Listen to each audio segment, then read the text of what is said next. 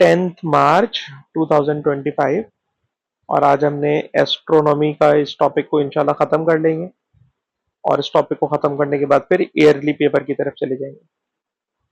Question last class में ये चल रहा था कि ये जो एच आर डायग्राम होती है, इस एच आर डायग्राम में हम किसी स्टार्स के जो क्लस्टर होते हैं उनके बारे में भी कुछ बातें कर सकते हैं, उनके एवोल्यूशन के बारे में।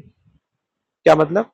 आप जरा देखिएगा, इन्होंने एक एचआर डायग्राम पहले बनाई है और हमें पता है उसके अंदर टेम्परेचर रिवर्स ऑर्डर में जा रहा होता है, ल्यूमिनोसिटी वाई एक्सिस पर होती है। और इन्होंने ये मेन सीक्वेंस स्टार्स को, आपको याद होगा, सेंट्रल पोर्शन में डाला हुआ होता है। ठीक है, फिर आपसे कह रहे हैं कि ये जो डायग्राम हमने अभी आपके सामने बनाई है, इस डायग्राम को हमने कंपेयर कराना है किसी ओल्ड स्टार क्लस्टर के साथ और बताना है दोनों में क्या डिफरेंस है। यानी लेफ्ट साइड वाली डायग्राम यंग स्टार के क्लस्टर को रिप्रेजेंट कर रही है, राइट हैंड वाली ओल्ड स्टार क्लस्टर को रिप्रेजेंट कर रही है। तो कह रहे हैं जरा दोनों को कंपैरिजन करके बताएं। तो जरा कंपैरिजन सुनिएगा। कंपैरिजन ये है, और ये याद करना है आपने, कि जो भी यंग स्टार्स का क्लस्टर होता है उसमें ज्यादातर स्टार मेन सीक्वेंस वाले रीजन में होते हैं। ठीक है जनाब, जो यंग स्टार्स का क्लस्टर होगा, ठीक है ना, आप ऐसी गैलेक्सी में चले गए जो अभी नई नई पैदा हुई है, और नई नई पैदा होने में भी अरबों खरबों साल उसको लग चुके हैं, पर नई नई पैदा हुई है, तो उसके अंदर मेनली जो स्टार्स की एज होगी वो मेन सीक्वेंस स्टार में आ रही होगी। ठीक है, जबकि जो स्टार अपनी कुछ एज गुजार चुके हैं, ओल्ड स्टार क्लस्टर, वो मेन सीक्वेंस स्टार में से कट जाते हैं, निकल जाते हैं। तो आप जरा देखिएगा कि इस वाली रीजन को अगर मैं देखूं तो मेन सीक्वेंस स्टार में से काफी सारे स्टार ऊपर की तरफ चले गए, ऊपर की तरफ चले गए। और अगर ऊपर की तरफ चले गए तो बता रहे हैं कि जो ओल्ड स्टार का क्लस्टर्स होता है, इसमें जो हैवी मास वाले मेन सीक्वेंस स्टार होते हैं, तो याद रखिएगा कोई स्टार जितना मैसिव स्टार होगा उसका फ्यूल उतनी तेजी के साथ कंज्यूम हो जाएगा, उसमें रेट ऑफ फ्यूजन रिएक्शन उतना फास्ट होगा। तो जितने भी हैवीएस्ट मेन सीक्वेंस स्टार होते हैं, ठीक है जनाब, वो जाहिर सी बात है मेन सीक्वेंस स्टार में से निकल जाते हैं, और वो निकल कर क्या बना लेते हैं? रेड जाइंट स्टार बना लेते हैं। तो आपको याद होगा कि मेन सीक्वेंस स्टार के ऊपर वाला जो रीजन होता है, ये वाला रीजन, ये रेड जाइंट और रेड सुपर जाइंट वाला रीजन होता है। ठीक है, और जब इससे भी ज्यादा अगर बूढ़ी एज हो यानी ओल्ड एज हो, तो इसमें से कुछ स्टार होंगे वो वाइट ड्वार्फ वाले रीजन में भी आ जाएंगे। तो याद ये कराना चाह रहा हूं कि ऐसी एचआर डायग्राम जिसके अंदर आपको मेन सीक्वेंस स्टार वाले रीजन में मेनली स्टार नजर आ रहे हो, तो उसको हम क्या देंगे? यंग। जो उससे ओल्ड स्टार्स का क्लस्टर होगा, उसके अंदर बहुत सारे स्टार मेन सीक्वेंस स्टार से कट जाएंगे, निकल जाएंगे, और वो रेड जाइंट वाले रीजन में चले जाएंगे। और जो उससे भी ज्यादा ओल्ड स्टार्स होंगे वो व्हाइट डॉर्फ वाले रीजन में यानी नीचे की तरफ चले जाएंगे।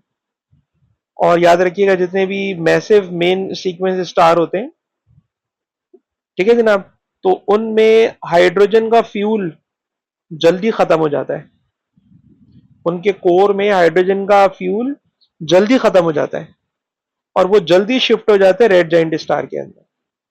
ठीक है, और इन्हीं में से कुछ रेड जाइंट स्टार ऐसे भी होते हैं जो व्हाइट ड्वार्फ के अंदर चले जाते हैं in old cluster, in old cluster. और इसी जैसा हमने एक और सवाल लास्ट क्लास में छोड़ दिया था, उसको भी अगर मैं इसी नजर से आपको दिखाऊं तो जरा देखिएगा बेटा, इसके अंदर बेटा जरा देखिएगा कि पहली बात कह रहे हैं कि इसमें यंगेस्ट कौन सी वाली डायग्राम होगी? सर यंगेस्ट डायग्राम वो वाली होगी जिसमें व्हाइट ड्वार्फ खाली पड़ा हुआ है, रेड जाइंट वाला रीजन खाली पड़ा हुआ है। तो यकीनन it is the youngest age. ठीक है, इस यंगेस्ट एज में कुछ वक्त गुजरा, और कुछ वक्त का मतलब है बिलियंस ऑफ ईयर गुजरे। तो आप देखिएगा बहुत सारे स्टार इसमें से निकल कर इस मेन सीक्वेंस में से निकलकर ऊपर की तरफ चले गए, that is red giant. Sir ये इससे ज्यादा ओल्ड एज होगी। और फिर और ज्यादा टाइम गुजरा तो देखिए इसमें से तो स्टार और कम होके इधर चले गए, और कुछ स्टार व्हाइट ड्वार्फ रीजन के अंदर भी आ गए, दैट इज जेड रीजन। इसलिए इस क्वेश्चन का आंसर बीटा है, बी है, जिसमें हमने एचआर डायग्राम में ये वाली बात डिसाइड करनी थी कि कौन सा स्टार रिलेटिवली एज वाइज देखा जाए तो यंगेस्ट कौन सा है, तो यंगेस्ट है जनाब वाई, उसके बाद एक्स, और सबसे जो इसके अंदर ओल्ड एज है इट इज जेड, जिसके अंदर बहुत सारे स्टार व्हाइट डॉर्फ रीजन के अंदर भी आ गए। तो ये दो क्वेश्चन ऐसे थे जो एज वाइज मैंने आपको क्लस्टर बताए। अच्छा, अब आपको लेके जा रहे हैं एक मैथमेटिकल पार्ट क्वेश्चन के अंदर। मैथमेटिकल क्वेश्चन ये है कि किसी स्टार का डिस्टेंस मेजर करना है, that is called stellar distance. Stellar distance को मेजर करने का एक मेथड होता है जिसे बोलते हैं parallax method, trigonometric parallax method. और ये जो ट्रिग्नोमेट्रिक पैरेलैक्स मेथड है इसके अंदर आपको बता रहे हैं कि आपने, यानी आप एस्ट्रोनॉमर हैं, आपने करीब के दो स्टार्स को देखा है। एक स्टार का नाम ए है और स्टार ए का पैरेलैक्स एंगल 3.74 एक्सपोनेंट -6 रेडियन है। ठीक है सर। एक दूसरा स्टार है, उसका जो एंगल है वो 3.74 से भी कम है। तो याद रखिएगा, कोई स्टार जितना ज्यादा दूर होता है ना, उसका एंगल ऑफ पैरेलैक्स उतना छोटा होता चला जाता है। क्या मतलब? अगर मैं आपसे कहूं कि स्टार बी यहां पर है, सर अगर स्टार बी यहां पर होगा ना, तो जरा आपको याद होगा पैरेलैक्स मेथड में पढ़ा चुका हूं, ये जमीन है, सर ये सूरज है, सूरज से ये जमीन की एक पोजीशन है, ये जमीन की दूसरी पोजीशन है। दूसरी पोजीशन का मतलब हम पढ़ा चुके हैं कि एक मतलब आप जनवरी में रीडिंग लेंगे, एक मतलब आप 6 महीने बाद जून में रीडिंग लेंगे। और जब आप रीडिंग ले रहे हैं तो देखिएगा, अगर स्टार बी ज्यादा दूर है तो यकीनन ये वाला एंगल छोटा हो जाएगा, ये वाला एंगल छोटा हो जाएगा। ऑल्दो कि ये पूरा एंगल पैरेलैक्स एंगल नहीं होता, पैरेलैक्स एंगल हम सूरज से ले रहे होते हैं, यानी इसका आधा एंगल होता है एंगल ऑफ पैरेलैक्स। लेकिन बताना ये चाह रहा हूं कि कोई स्टार जितना दूर होगा, जितना दूर होगा सर उसका एंगल ऑफ पैरेलैक्स उतना छोटा हो जाएगा। तो पहली बात तो ये कह रहे हैं कोई कैलकुलेशन ना करो, सिर्फ हमें एक बात बताओ कि डिस्टेंस स्टार ए और स्टार बी, इन दोनों के डिस्टेंस के बारे में आप क्या बोलोगे? तो जनाब डिस्टेंस के बारे में आपको बोलना ये होगा, अगर हम बराबर में देखें तो सब बराबर में लिखा हुआ है star A is closer, star A is closer than B. Star A का पैरेलैक्स एंगल बड़ा है, स्टार ए का पैरेलैक्स एंगल 3.74 बड़ा एंगल है, तो जो बड़ा एंगल है सर वो स्टार करीब होगा। तो star A is closer to earth than B, star A closer to earth than B, जिसका एंगल बड़ा होगा वो करीब होगा। अच्छा जी, उसके बाद आपसे कह रहे हैं कि जनाब ये जो स्टार ए है ना, स्टार ए का बताएं जमीन से डिस्टेंस है कितना, स्टार ए का जमीन से एंगल है कितना, एंगल मालूम करना है। एंगल मालूम करने के लिए एक और बात जरा सीखिएगा कि सूरज और जमीन के बिटवीन जो डिस्टेंस है, इस डिस्टेंस को बोलते हैं 1 एस्ट्रोनॉमिकल यूनिट। जमीन और सूरज के बिटवीन जो डिस्टेंस होता है उसको बोलते हैं 1 एस्ट्रोनॉमिकल यूनिट, और इसकी वैल्यू है 1.5 एक्सपोनेंट 11। इसकी वैल्यू है 1.5 एक्सपोनेंट 11, ये इसकी बेटा वैल्यू है। अच्छा, ये एस्ट्रोनॉमिकल डिस्टेंस है। आपको क्या कैलकुलेट करना है? सर स्टार ए का ये वाला डिस्टेंस, सर ये वाला डिस्टेंस कैलकुलेट करना है। सर कैसे कैलकुलेट करेंगे? तो भाई कैलकुलेट करने के लिए अगर आप देखें तो ये बन गई है एक ट्राइंगल। इस ट्राइंगल में ये जो थीटा, ये थीटा दिया हुआ है, थीटा के अपोजिट साइड 1 एस्ट्रोनॉमिकल डिस्टेंस जिसकी वैल्यू हमें पता होती है। तो अगर बेटा मैं इसमें आपसे कहूं साइन थीटा लगा दे, लिखिएगा बेटा साइन थीटा। तो साइन थीटा होता है opposite side, sir opposite side है 1 astronomical unit divided by unknown distance, जो कि मैंने कैलकुलेट करना है, जो कि बेटा मैंने कैलकुलेट करना है। अब सर ये डिस्टेंस कैसे कैलकुलेट करेंगे, तो डी को भाई इधर ले आओ, डी को इधर ले आओ, और अब वैल्यूज पुट कर रहा हूं। एस्ट्रोनॉमिकल डिस्टेंस की वैल्यू है 1.50 एक्सपोनेंट 11, 1.50 एक्सपोनेंट 11। डी उधर चला गया, साइन थीटा था, थीटा इधर ले आए, थीटा है कितना, थीटा सा दिया हुआ है 3.74, 3.74, और एक्सपोनेंट है -6, एक्सपोनेंट है -6, बट है रेडियन में, है बेटा रेडियन में। तो अब्दुल्ला आपको अगर कैलकुलेटर रेडियन में चलाना आता हो तो कैलकुलेटर की स्क्रीन को बेटा पहले रेडियन में कन्वर्जन मारो, और कन्वर्जन मार के बेटा हादी आपको भी चलाना आता है कैलकुलेटर, चला के देखें, स्क्रीन को डिग्री में हटा के रेडियन में लेके जाए, और फिर आपने डी बेटा कैलकुलेट करना है, और डी कैलकुलेट करने के लिए कैलकुलेटर में लिखो 1.50 exponent 11 divided by sine 3.74 exponent -6। और बताइए क्या ये रिजल्ट आ रहा है, या मैं कैलकुलेटर चला के दिखाऊं। अब्दुल्ला कर लेंगे, मैथ के स्टूडेंट है। हादी आप बताएं आपसे हो रहा है या नहीं।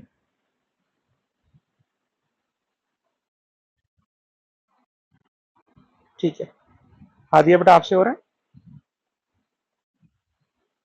अहमद आपसे भी हो रहा है डिग्री से रेडियन में लेके जाकर।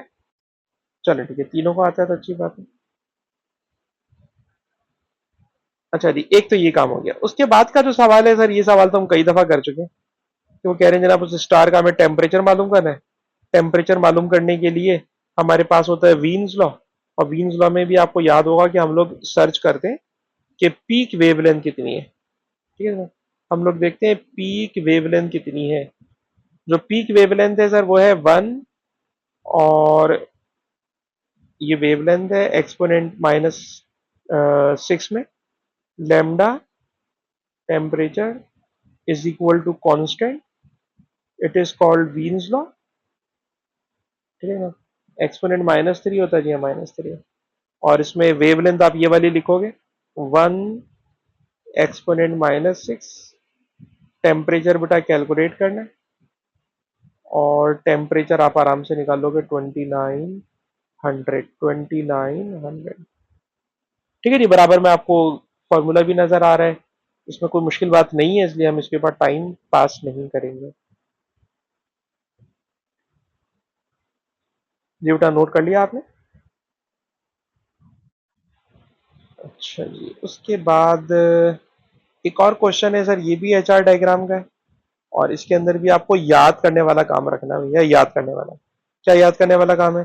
पहली बात तो कह रहे हैं जनाब कि complete a suitable temperature scale on the x axis, x axis के ऊपर टेम्परेचर का स्केल बनाना है। तो आपको याद होगा टेम्परेचर का स्केल के लिए हम लोग यूं बना भी देते हैं कि टेम्परेचर उल्टा चलेगा इस तरह, और टेम्परेचर उल्टा चलाने में आपको याद होगा कि सूरज का टेम्परेचर हम लोग 6000 पे लेते हैं, राइट हैंड पे उतने ही डिस्टेंस पे 3000 लिख दो, और लेफ्ट हैंड पर उतने ही डिस्टेंस पे 9000 लिख दो, और ये टेम्परेचर इन केल्विन है, ठीक है ना। तो उसने कहा है बस complete a suitable temperature scale, तो हमने टेम्परेचर स्केल अपनी मर्जी का बना लिया। अच्छा, अब आपसे ये कह रहे हैं कि लाइफ साइकिल ऑफ सन, सूरज की लाइफ साइकिल के ऊपर कमेंट्री करनी है कि अभी वो कहां पर है, और किस तरह से वो एरिया 1 से निकलकर एरिया 2 में जाएगा, और किस तरह वो एरिया 2 से निकल के एरिया 3 में जाएगा। तो ये वाली बात तो हमने आपको स्टार्स की एवोल्यूशन के टॉपिक के अंदर पढ़ाई भी है, लेकिन फिर मैं आपसे बार बार कह रहा हूं कि भाई जब तक इसको एक दफा अहमद लिखोगे नहीं, और खाली सेव माई एग्जाम के नोट्स के ऊपर समझोगे कि मैंने रीड कर लिया बस मेरे दिमाग में आ गया, यकीन करो दिमाग में नहीं आएगा। तो एक दफा बेटा इन क्वेश्चंस को ना हाथ से, अपने हाथ से लिखो, सामने रख के नहीं लिखो, एक दफा रीड कर लो, रीड करने के बाद खुद से अपने पास से वर्डिंग में लिखो, तो एग्जाम में लिखना आएगा, वरना लिखना नहीं आएगा। तो जरा सुनिएगा सर, जो हमारा सूरज है ना, ये इस वक्त मेन सीक्वेंस स्टार में, और इसमें हाइड्रोजन का फ्यूजन हो रहा है, और सर वो हीलियम के अंदर कन्वर्ट हो रहा है। सही बात है। अच्छा, ये जो हाइड्रोजन का फ्यूजन हो रहा है जल जल के, तो ये क्या कर रहा है सर, एक वक्त ऐसा आएगा कि हाइड्रोजन का फ्यूल खत्म हो जाएगा।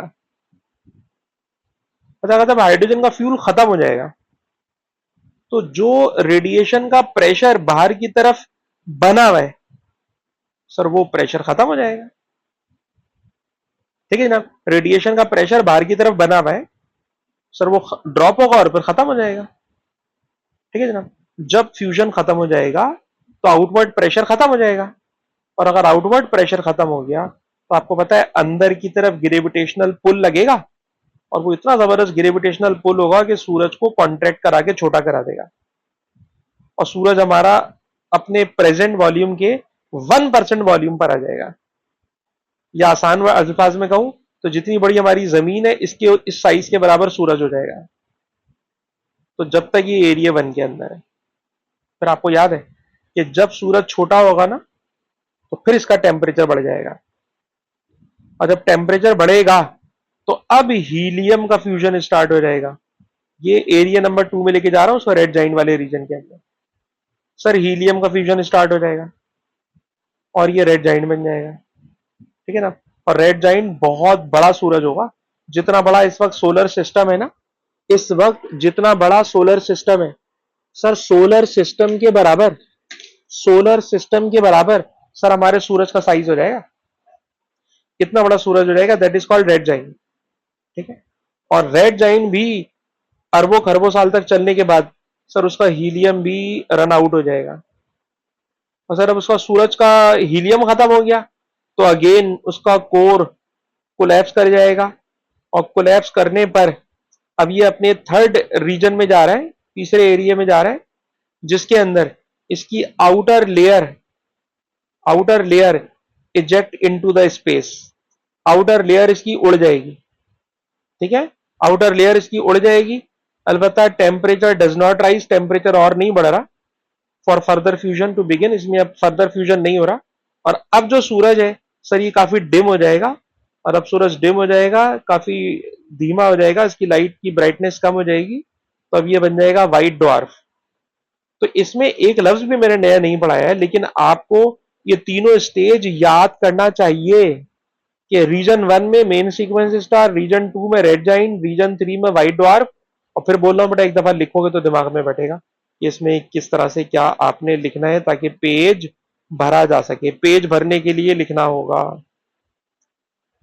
अच्छा जी, उसके बाद कह रहे हैं कि बताइए, ये भी बच्चों बचपन से सवाल पढ़ते हुए आ रहे हैं कि स्टार में जब हम फिशन का हाइड्रोजन का फिशन करा रहे होते हैं, तो उसके लिए क्या नेसेसरी कंडीशन है ताकि हाइड्रोजन के न्यूक्लियाई आपस में फ्यूज हो सके। तो हाई टेम्परेचर, हाई प्रेशर।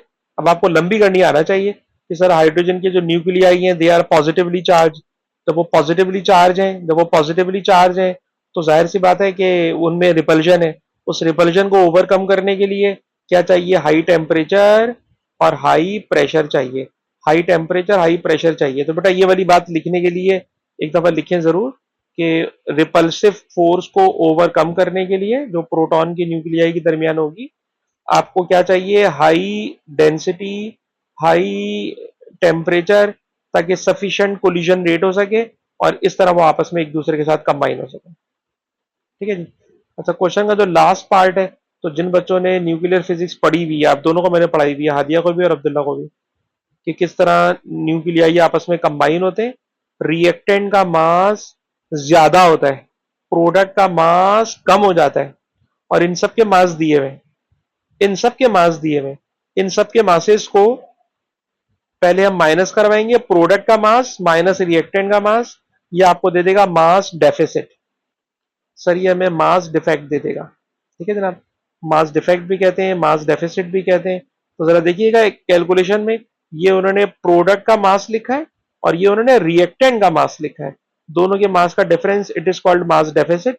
उस मास डेफिसिट को E is equal to M C square के अंदर पुट करके पहले जूल में कन्वर्ट करें और जूल को फिर इन्होंने मेगा इलेक्ट्रॉन वोल्ट में कन्वर्ट करा। तो क्वेश्चन बड़ा सिंपल सा है, न्यूक्लियर फिजिक्स आती हो तो ये सवाल करने में आपको कोई प्रॉब्लम नहीं होगी। तो खैर ये क्वेश्चन एच आर डायग्राम का नहीं है, इसलिए इस क्वेश्चन के ऊपर मैं टाइम लगाने में इंटरेस्टेड राइट नाउ नहीं हूं। अभी मैं इसके ऊपर टाइम लगाने में इंटरेस्टेड नहीं हूं। अच्छा जी सर, फिर अब आप और किस चीज पे टाइम लगाना चाह रहे हैं? तो भाई एक और टॉपिक है जो थोड़े दिन पहले मुझसे हादिया ने पूछा था कि critical density of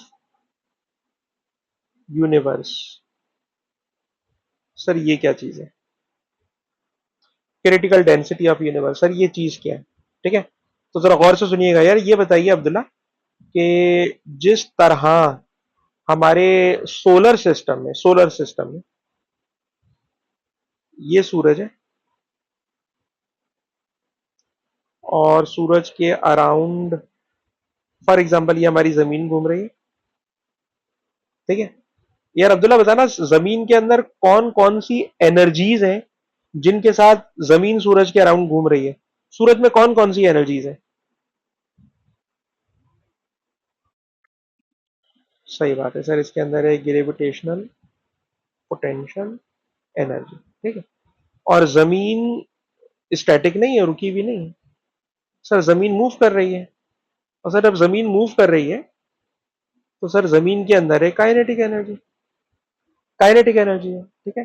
kinetic energy और ग्रेविटेशनल पोटेंशियल एनर्जी, सर ये दोनों एक दूसरे के साथ बैलेंस है, और बैलेंस होने की वजह से जो जमीन है वो सूरज के साथ बाउंड है और मूव कर रही है। अच्छा सर जरा उल्टा चले, काइनेटिक एनर्जी अगर बंद करा दे, खत्म करा दे, बोले जमीन रुक गई, भाई अगर जमीन रुक गई ना, जमीन अगर रुक गई तो रुकी हुई जमीन सूरज के अंदर आके गिर जाएगी, क्योंकि सूरज की जो ग्रेविटी है सर, ये सूरज की ग्रेविटी जमीन को अपने अंदर खींच लेगी। तो जमीन मूव कर रही है तो काइनेटिक एनर्जी, और काइनेटिक एनर्जी, जी बेटा बोलिए।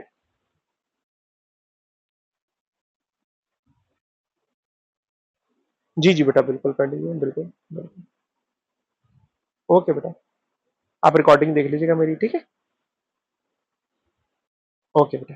अच्छा जनाब, ये जो बेटा सूरज है, सूरज जमीन को अपने सेंटर की तरफ अट्रैक्ट कर रहा है, ग्रेविटेशनल पोटेंशियल एनर्जी, जमीन मूव कर रही है, काइनेटिक एनर्जी, और काइनेटिक एनर्जी के साथ ये पूरा का पूरा सिस्टम चल रहा है, ठीक है।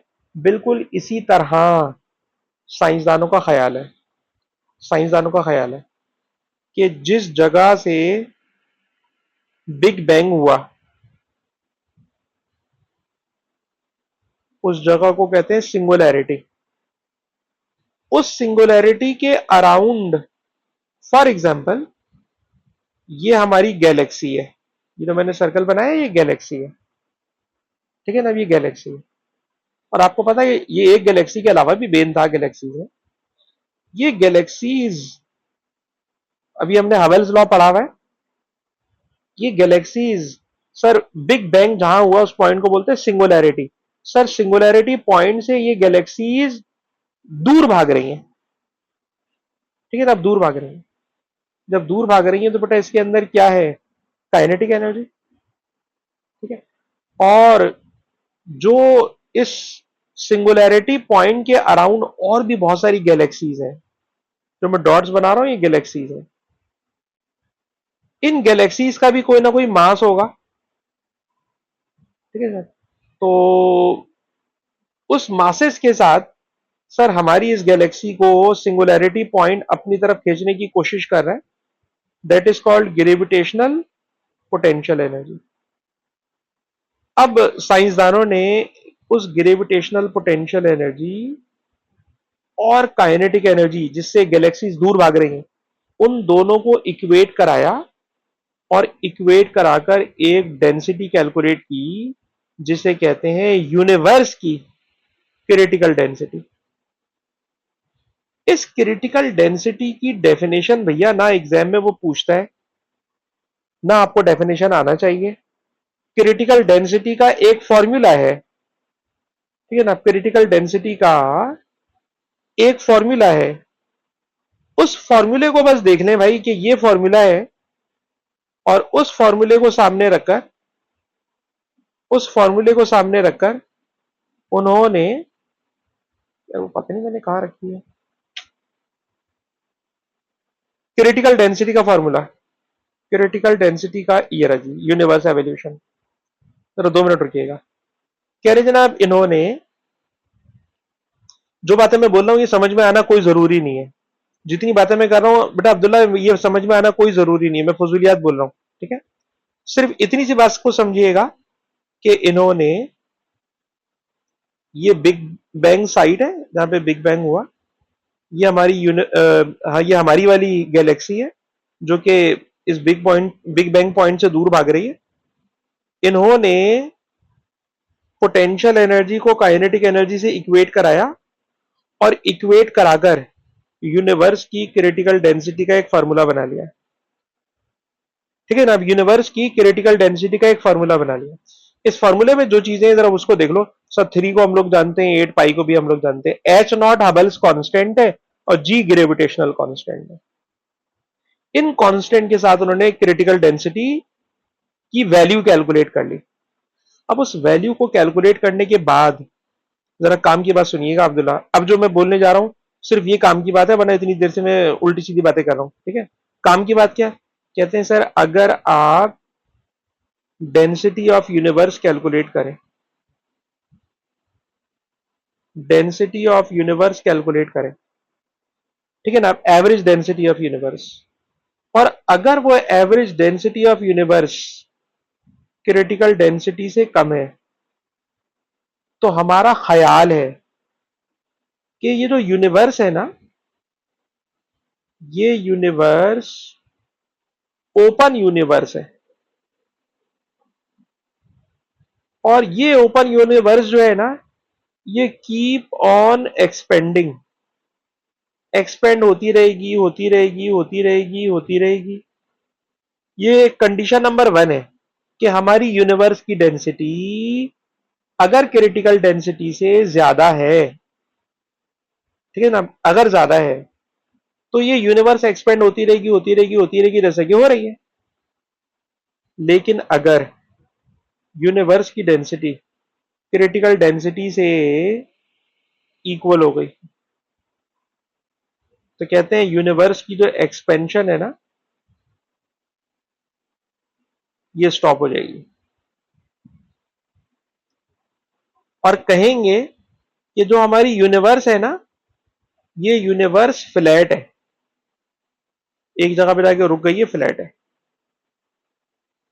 और तीसरी कंडीशन, जो अर्थ की, सॉरी यूनिवर्स की डेंसिटी है, ठीक है ना, अगर ये डेंसिटी क्रिटिकल डेंसिटी से, हो सकता है मैंने फर्स्ट और थर्ड को मिक्स कर दिया हो, फर्स्ट और थर्ड को मिक्स कर दिया हो, क्योंकि हम ये टॉपिक पढ़ाते पढ़ाते हैं नहीं, तो अगर इसको सामने रख के एक्सप्लेन कर लें तो ज्यादा अच्छा होगा।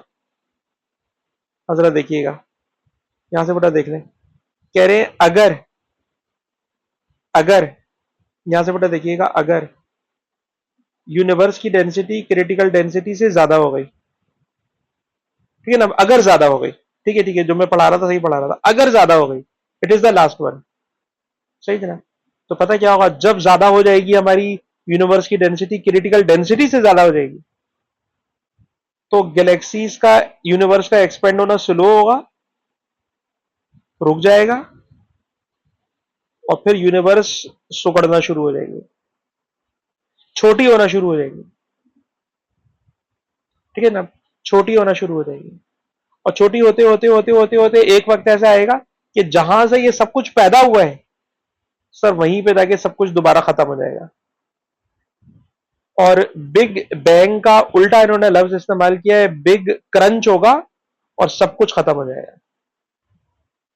तो जितनी बातें मैंने बोली अब्दुल्ला, इन सारी बातों को इग्नोर मार के, अब जो मैं बोलने जा रहा हूं इन बातों को दिमाग में रखें, और मुझे आप बोल के बताएंगे मैंने क्या बोला है, ठीक है। तो गौर से सुनिएगा, सर साइंसदानों ने कैलकुलेशन करके क्रिटिकल डेंसिटी की एक वैल्यू निकाली है, डेफिनेशन कुछ भी नहीं है भैया, क्रिटिकल डेंसिटी की एक वैल्यू निकाली, क्योंकि सब कुछ कांस्टेंट है ना इसमें, इसलिए उन्होंने एक वैल्यू निकाल ली है, ये रही वैल्यू 9.5 एक्सपोनेंट -27 kg पर मीटर क्यूब।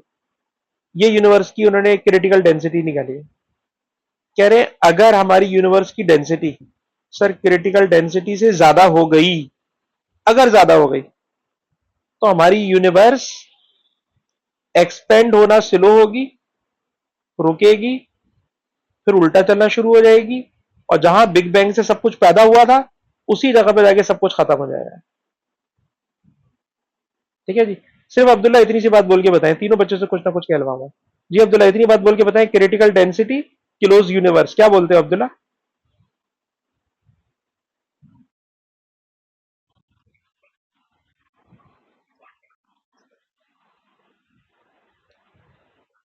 उनका एक्सपेंशन रुक जाएगा। हाँ, और जो जिस तरह फैल रही है वो सुकड़ के बिग क्रंच होकर सब कुछ खत्म हो जाएगा। अच्छा, जरा इसका अपोजिट बोलने जा रहा हूं जो हादिया बोलेंगे। सर हमारी यूनिवर्स की डेंसिटी अभी क्रिटिकल डेंसिटी से कम है, इसलिए हमें लग रहा है कि जो यूनिवर्स है सर ये एक्सपेंड हो ही जा रही है, हो ही जा रही है, हो ही जा रही है, सारी गैलेक्सीज एक दूसरे से दूर भागे जा रही है, भागे जा रही है, भागे जा रही है, और यूनिवर्स ओपन है जो एक्सपेंड ही होती रहेगी। और ऐसा जब तक होगा जब तक यूनिवर्स की डेंसिटी क्रिटिकल डेंसिटी से कम है। जी, ओपन यूनिवर्स का क्या मतलब है आदिया?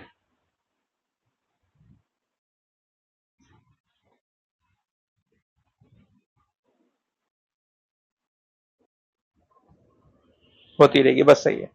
और आखिरी बात, अगर ये बराबर हो गई तो बराबर होने में ना एक्सपेंड होगी, ना सुकड़ेगी, ना छोटी होगी, एक जगह पे जाकर रुक जाएगी, इसको बोल देंगे फ्लैट यूनिवर्स। ठीक है।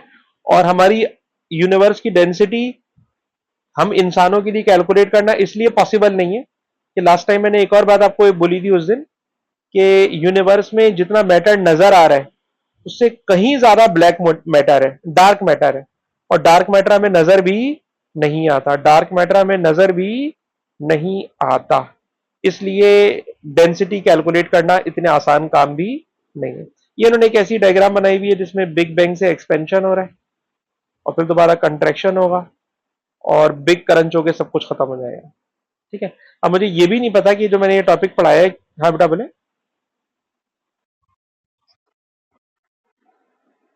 किसके अंदर स्टॉप नहीं होता? अच्छा, फिर क्या होगा, फिर क्या होगा, फिर क्या होगा तो पढ़े। This is a boundary scenario which is unlikely but most cosmologist believe in it. What it imply, galaxies will gradually slow down but never actually stop. ठीक है भाई, स्लो हो जाएगी। ठीक है भाई, आपने सही बात बोली है सर, रुकेंगी नहीं, स्लो हो जाएंगी। ठीक है भाई, बुक में लिखा हुआ है इसलिए मैं इनकी बात मानना पड़ेगी। स्लो हो जाएंगी पर रुकेंगी नहीं। ठीक। और each possibility implies a different result वगैरह वगैरह। तो खैर बस ये बात मैंने आपके साथ डिस्कस कर लिया, और फिर मैं आपसे बोल रहा हूँ कि ये बहुत पुराने कोर्स के अंदर मुझे सवाल ये वाले नजर आए। अभी आपको जो नए क्वेश्चंस पेपर सॉल्व करेंगे तो देखते हैं उसके अंदर हमें ये सवाल नजर आते हैं या नहीं।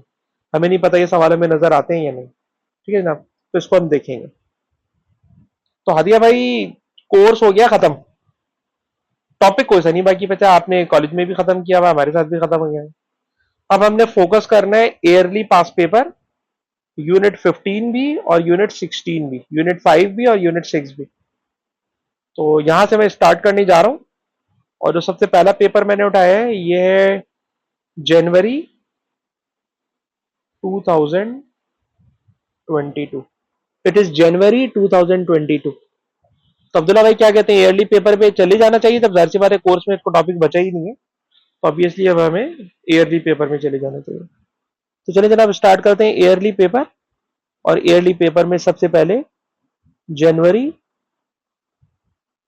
2022। Question number 1 simple harmonic motion का। सिंपल हार्मोनिक मोशन में क्या होता है? तो अहमद के लिए हम इस तरह से पढ़ा रहे हैं जैसे अहमद ने ये टॉपिक पढ़ा हुआ नहीं है और वाकई नहीं पढ़ा हुआ। तो अहमद जरा सुनना, ये पेंडुलम का बॉब है, और इस पेंडुलम के बॉब में जो फिक्स पॉइंट होता है, फिक्स पॉइंट कहते हैं मिड पॉइंट को। तो this is a fix point, और जब हम किसी ऑब्जेक्ट को इसके अराउंड ऑसिलेटरी मोशन कराते हैं, तो ऑब्जेक्ट जब इसके अराउंड घूम रहा होता है, तो हमने एक टॉपिक पढ़ाया है एसएचएम। एसएचएम की ये बिल्कुल बेसिक डेफिनेशन है ये जो एक्सेलरेशन होता है उसकी डायरेक्शन हमेशा टूवर्ड्स फिक्स पॉइंट होती है। एक्सेलरेशन की डायरेक्शन हमेशा टूवर्ड्स मिड पॉइंट होती है या टूवर्ड्स इक्विलिब्रियम पॉइंट होती है। तो ये तो एसएचएम की डेफिनेशन है, और एसएचएम की डेफिनेशन ये थी, एक्सेलरेशन डिस्प्लेसमेंट के साथ डायरेक्टली प्रोपोर्शनल होगा, ठीक है, और इसकी डायरेक्शन हमेशा फिक्स पॉइंट की तरफ होगी, जब भी हम लोग माइनस लगा देते हैं।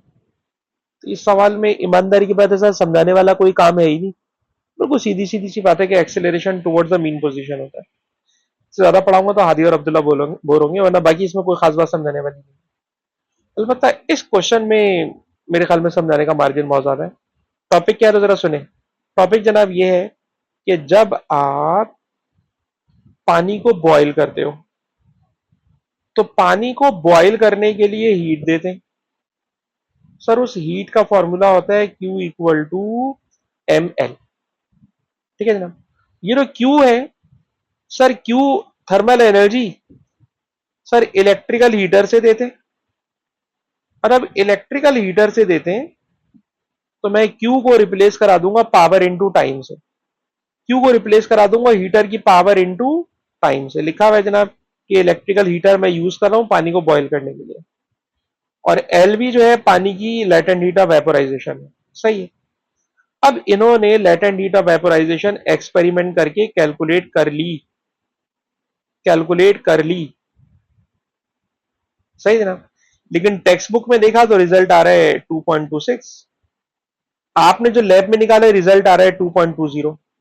इसका मतलब है कि आपकी वैल्यू छोटी आई है, कम आई है। आनी चाहिए थी 2.26, रिजल्ट आ रहा है 2.20।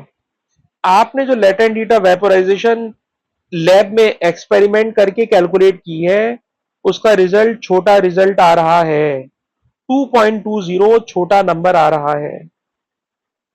क्वेश्चन है ये जो नंबर छोटा आया है, डिफरेंट आया है, इसकी रीजन आपने एक्सप्लेन करनी है।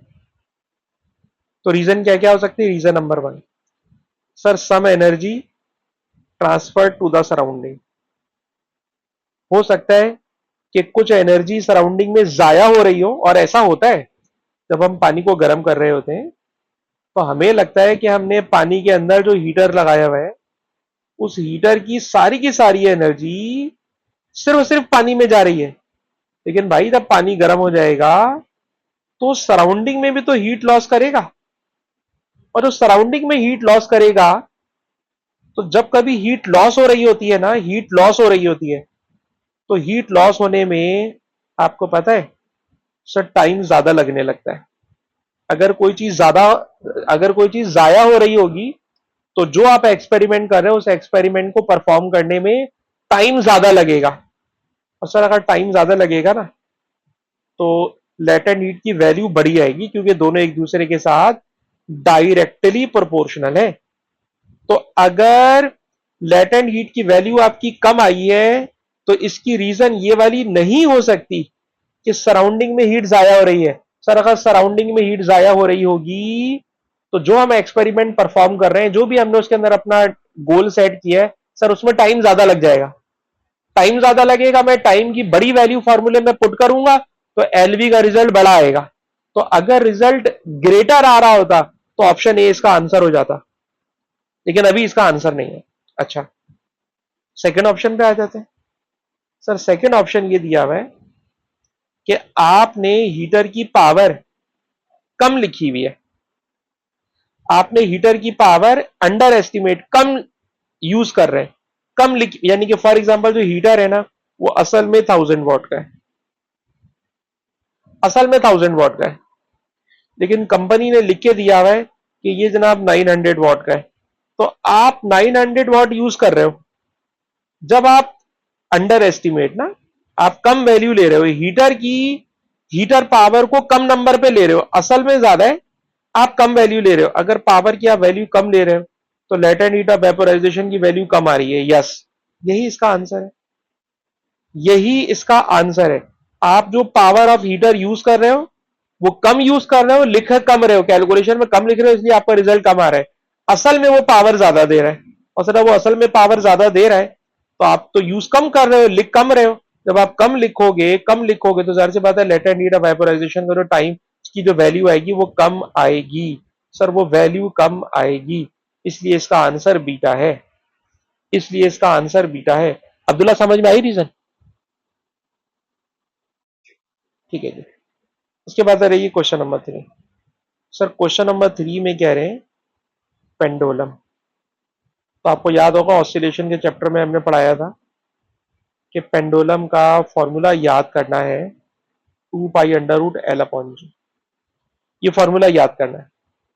इस फॉर्मूले में लेंथ कैलकुलेट करना है, इसलिए स्क्वायरिंग बोथ साइड करोगे। और अब स्क्वायरिंग बोथ साइड करोगे तो टी पर स्क्वायर आएगा, डिवाइड वाला जी सर वहां जाके मल्टीप्लाई हो जाएगा, मल्टीप्लाई वाला 2 पाई सर स्क्वायर करके उधर चला जाएगा और एल सब्जेक्ट बन जाएगा।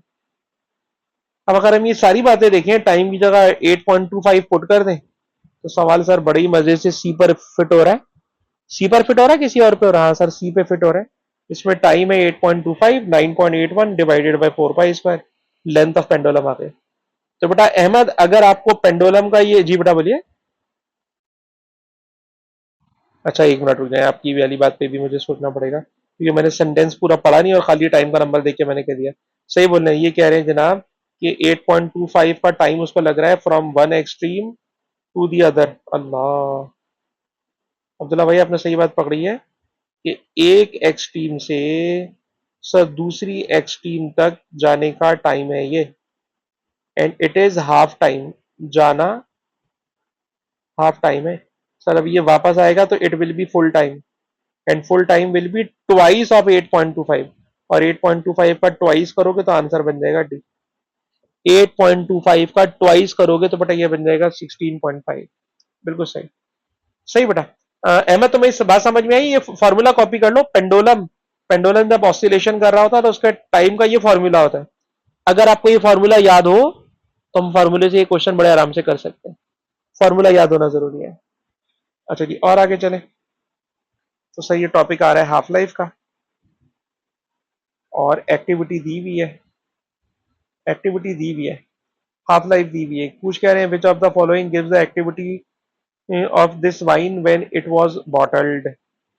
अच्छा जी, जब इसको बॉटल्ड किया गया था तो अच्छा, उल्टा जाना है जी, उल्टा उल्टा जाना है। कैसे, जरा सुनिए। कह रहे हैं कोई रेडियो एक्टिव आइसोटोप है और वो किसी वाइन के अंदर मौजूद है, उसके ट्रेस। 125 ईयर ओल्ड बॉटल आपने उठाई तो उसमें रीडिंग आ रही थी 22। ठीक है जनाब। आपके पास कोई सैंपल है, वो सैंपल 25 ईयर ओल्ड है, 25 ईयर ओल्ड है, और उसमें रेडियो एक्टिविटी की रीडिंग अभी 22 आ रही है। तो सवाल ये है कि जब उसको बॉटल्ड किया गया था, पीछे जाना है आपको, तो जरा गौर से सुनिएगा। सर अगर मैं अभी से 12.5 ईयर पीछे जाऊं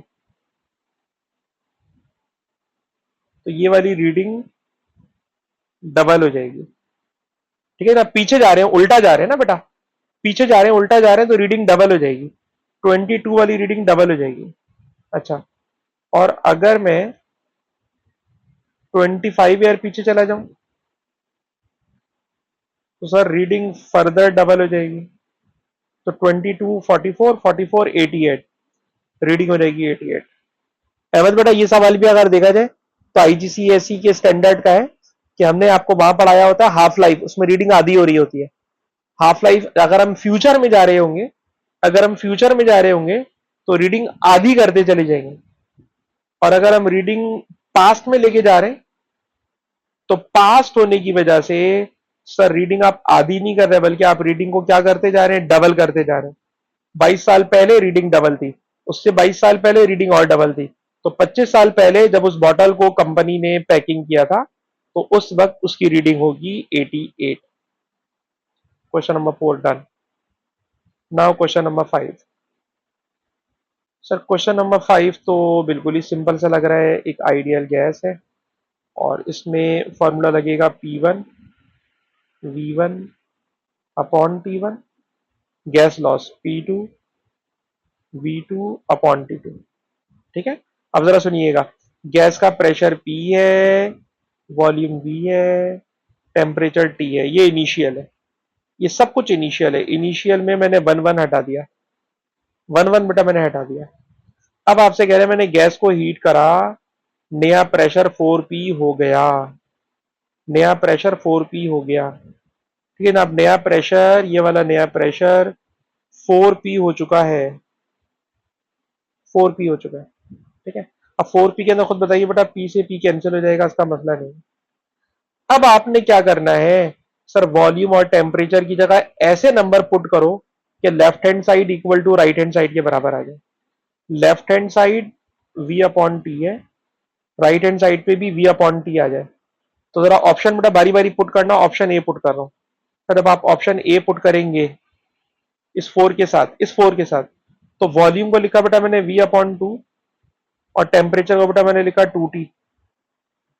अब्दुल्ला आप बताएं, क्या left hand side right hand side के बराबर आ जाएगी? अब्दुल्ला आप बताएं, आ जाएगी बराबर, पक्की बात है? चलिए सॉल्व करके देख लेते हैं। सर अब आप सॉल्व करेंगे ना, तो जरा देखिएगा सर, 2 1 2, 2 2 4, और सर इस वाले 2 से ये वाला 2 कैंसिल हो जाएगा। तो अब्दुल्ला बिल्कुल सही कह रहे हैं सर, ऑप्शन ए में ही left hand side right hand side के बराबर आ गई है, इसलिए ये इसका आंसर है। और ये बराबर नहीं आती तो फिर बेटा ऑप्शन बी चेक करता, फिर सी चेक करता, तो वो ए पर ही बराबर आ गई, इसलिए हमें काम करने की जरूरत ही नहीं पड़ेगी। अच्छा जी, उसके बाद आ जाइए इसके ऊपर, current theory suggest that the universe is expanding. ठीक है ना, अभी हबल्स लॉ कह रहा है कि यूनिवर्स जो है वो एक्सपेंड हो रही है। Which of the following is evidence to support this theory? कौन सी इनमें से बात है जो इस थ्योरी को सपोर्ट कर रही है? हबल्स लॉ ढूंढना है इसमें, यूनिवर्स एक्सपेंड हो रही है, हबल्स लॉ ढूंढना है। अहमद आप बताइए कौन सी वाली लाइन इसके अंदर हबल्स लॉ है ABCD में से? अहमद बिल्कुल सही बात है सर, डी सीधा सीधा हबल्स लॉ है कि कोई भी गैलेक्सी, ठीक है जनाब, हमारी जमीन से सर जितनी दूर होती जा रही है सर वो इतनी तेज होती जा रही है। ये स्टेटमेंट फेवर कर रही है कि हमारी universe is expanding. It is हबल्स law, simply simply हबल्स law. Question number 7, a student investigates the absorption of gamma radiation by lead. She determines the background radiation counted before she starts the investigation. Which of the following would not affect her value for the background count rate?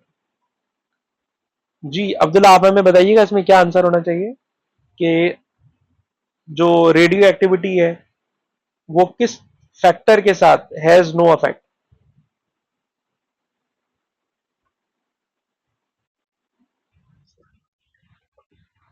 नहीं यार, time से भी फर्क पड़ जाता है, time जैसे जैसे गुजर रहा होता है रीडिंग कम हो रही होती है। बैकग्राउंड की रीडिंग ऑल्दो के बाद थोड़ी सी अफेक्ट होगी, लेकिन अफेक्ट होगी।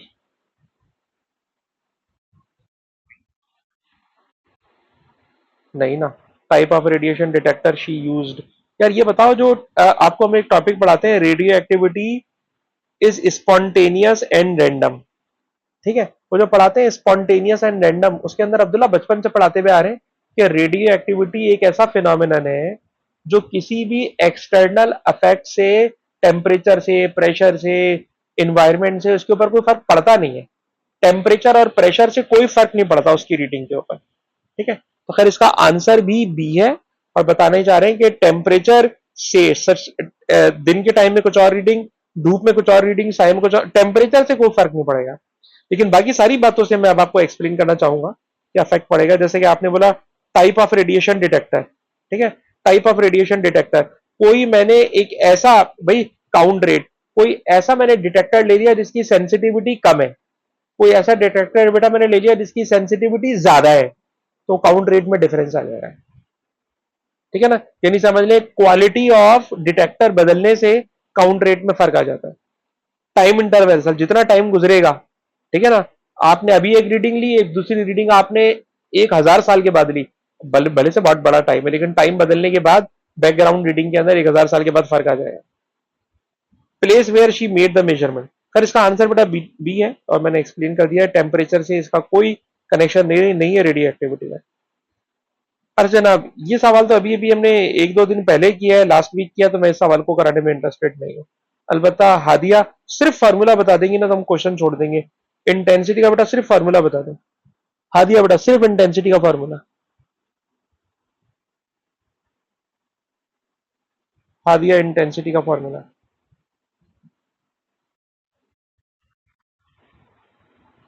ल्यूमिनोसिटी यानी power divided by area that is 4 pi D square. ठीक है। अच्छा आपने हमें इंटेंसिटी का बिल्कुल बेसिक फार्मूला बताया है, आपने गलत नहीं बताया है। आपने हमें बिल्कुल सही फार्मूला बताया है, power upon area, but it is basic formula. पर इस बेसिक फार्मूले में जब हम एस्ट्रोनॉमी में होंगे तो पावर की जगह टर्म बोलेंगे ल्यूमिनोसिटी, और एरिया सर वो जो इमेजिनरी स्फीयर बनाया था ये उसका सरफेस एरिया। ठीक है, तो हम आपकी बात को गलत भी नहीं बोल रहे, लेकिन ज्यादा अच्छा होता है कि आप हमें ये वाला फार्मूला सुनाती है। ठीक है बेटा, आपका गलत नहीं है, पर ये वाला फार्मूला यूज होगा इस सवाल में, क्योंकि इस क्वेश्चन में आप देखें वो ल्यूमिनोसिटी की बात कर रहा है, उसके बाद वो डिस्टेंस की बात कर रहा है, तो हमें इस फॉर्म में बात करनी चाहिए। अच्छा जी, क्वेश्चन नंबर 9 कह रहे हैं जनाब, स्पेक्ट्रम में इलेक्ट्रोमैग्नेटिक रेडिएशन रेड शिफ्ट मार रहा है, और अगर रेड शिफ्ट मार रहा है तो रेड शिफ्ट लेकर कौन सी स्टेटमेंट रेड शिफ्ट के साथ कनेक्ट हो रही है? अब्दुल्ला आप हमें बताने की कोशिश कीजिए। Red shift statement about line. Beta बिल्कुल सही है आपने कहा। सर जो भी लाइनें होती है ना, जो हम ऑब्जर्व कर रहे होते हैं, उनकी वेवलेंथ ज्यादा हो जाती है देन एक्सपेक्टेड। एक्सपेक्टेड होती है जो हमारी लैब में है, और जो हमें वहां से मिल रही होती है स्टार से, सर वो लॉन्गर वेवलेंथ हो जाती है। तो वेवलेंथ का लॉन्गर हो जाना, लॉन्गर वेवलेंथ होना, इसी का नाम है रेडशिफ्ट। लॉन्गर वेवलेंथ होना इसी का नाम है रेडशिफ्ट। बिल्कुल सही अब्दुल्ला। उसके बाद जनाब इस पर आ जाए, सर इसमें क्या हो रहा है? सर इसमें हो ये रहा है, पहले जरा इसकी थोड़ी सी थ्योरी सुन लें, उसके बाद पर टॉपिक पे जाना चाहेंगे। थ्योरी जनाब ये है कि न्यूक्लियस के अंदर होती है बेटा बाइंडिंग एनर्जी। ठीक है, और binding energy per unit nucleon को जब हम न्यूक्लियॉन नंबर के साथ ग्राफ करते हैं तो इस तरह का ग्राफ बनता है। इस ग्राफ में सबसे बड़ी वैल्यू आयरन की है, और जितनी बड़ी वैल्यू यानी बाइंडिंग एनर्जी आयरन की है, तो ये उतना मोस्ट स्टेबल न्यूक्लियस है। और जितना हम इस तरफ जाते जाएंगे तो ये हम यूरेनियम तक पहुंचने की कोशिश करेंगे, और ऐसे एलिमेंट के अंदर फिशन होने का चांस ज्यादा होंगे। और जितना पीछे की तरफ आएंगे तो यहाँ पे फ्यूजन होने का चांस ज्यादा होगा। अच्छा, अब ये सारी बातें आपके सामने मैंने रख दी। अब हम क्वेश्चन पे जाते हैं। क्वेश्चन जनाब ये है कि ऊपर वाले ग्राफ में से इन चारों बातों को जरा चेक करना है कि कौन सी बात इस ग्राफ से हम डिड्यूस कर सकते हैं। कौन सी बात हम इस ग्राफ में से डिड्यूस कर सकते हैं? ठीक है जनाब, तो चलिए बारी बारी सारी चीजों को चेक करते हैं। नंबर 1, आयरन फिशन करेगा, इंतहाई बेवकूफाना बात है। Sir it is the most stable nucleus, सवाल ही पैदा नहीं होता कि फिशन करेगा। अच्छा जी, fission release less energy than fusion. Fission से कम एनर्जी रिलीज होती है। ओ भाई, फिशन में हैवी न्यूक्लियस यूज होते हैं, हैवी न्यूक्लियाई होते हैं। जितना हैवी न्यूक्लियस होगा ना, उसके अंदर मास डिफेक्ट उतना ज्यादा आएगा। जब न्यूक्लियर फिशन होगा उतना ज्यादा मास डिफेक्ट आएगा, और जितना ज्यादा मास डिफेक्ट आएगा तो याद कर लो, फिशन में ज्यादा एनर्जी रिलीज होती है। फिशन में ज्यादा एनर्जी रिलीज होती है। एक न्यूक्लियस फिशन का तोड़े, एक न्यूक्लियस फ्यूजन का तोड़े, तो फ्यूजन का एक न्यूक्लियस टूटने में कम एनर्जी रिलीज होगी, फिशन का एक न्यूक्लियस टूटेगा नहीं, खैर सॉरी, फिशन में टूटेगा और फ्यूजन में कंबाइन होगा।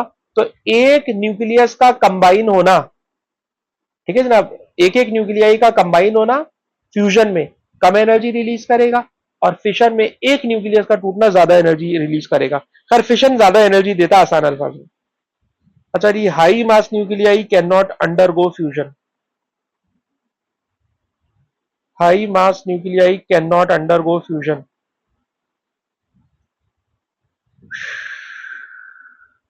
लो mass nuclei release energy during fusion. तो ये वाली बात तो सही है, इसमें कोई शक है ही नहीं कि जो लो मास एनर्जी होते हैं, लो मास वाले न्यूक्लियाई होते हैं सर, वो फ्यूजन करते हैं और एनर्जी रिलीज करते हैं, सही बात है। लेकिन high mass nuclei can not undergo fusion, इसको किस तरह से हम लोग एक्सप्लेन करें? क्योंकि अभी जो मैंने ऊपर बात बोली है उसके अंदर भी मैंने ये वाली बात ही बोली है। आंसर इसका डी है भाई, ये तो है ही सही। पर सी को रिजेक्ट कैसे करूं? सी को रिजेक्ट करने के लिए जरा सोचिए। सर अगर हम बात करें हाई मास की, तो हाई मास वाले फिशन करते हैं, और जब हाई मास वाले फिशन करते हैं तो हम कह सकते हैं हाई मास वाले जो न्यूक्लियाई होते हैं वो फ्यूजन नहीं करते।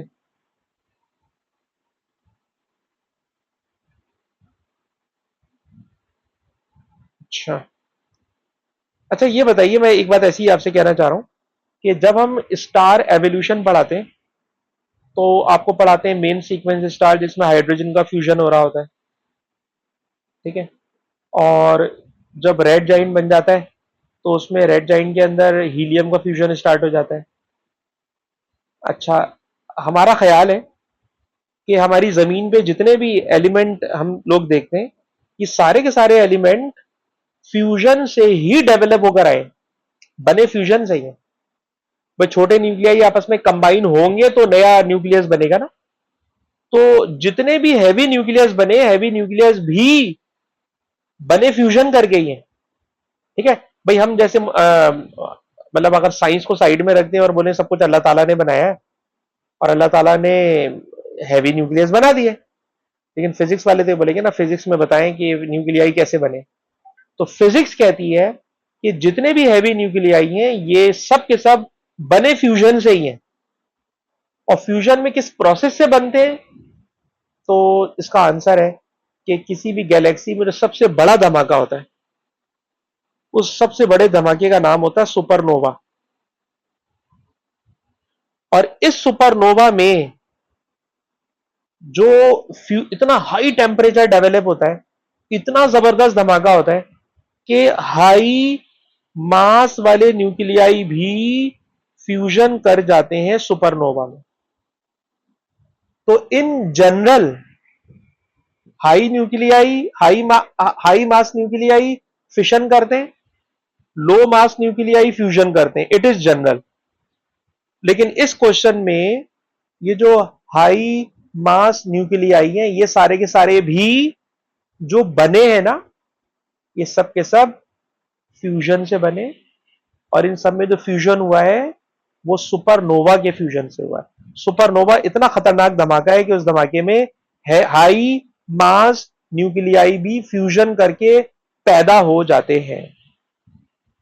इसलिए इसका आंसर सी नहीं है। मैं रिकॉर्डिंग बंद कर रहा हूं।